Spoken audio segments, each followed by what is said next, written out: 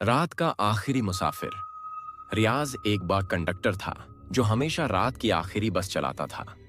उसका रूट शहर के वीरान इलाकों से गुजरता था, जहां अक्सर सवारियां कम होती थीं।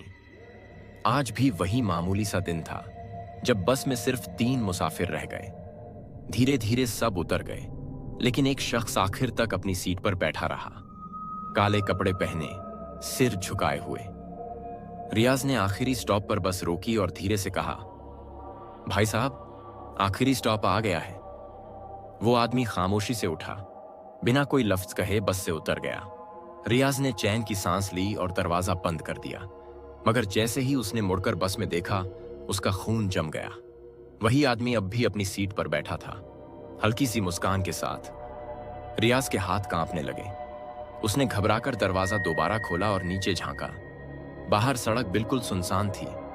वो आदमी जा चुका था, लेकिन उसका अक्स बस की खिड़की में नजर आ रहा था, मुस्कुराते हुए, सीधा रियाज की तरफ देखते हुए।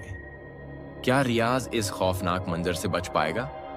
जानने के लिए सब्सक्राइब करें और पार्ट 2 का इंतजार करें।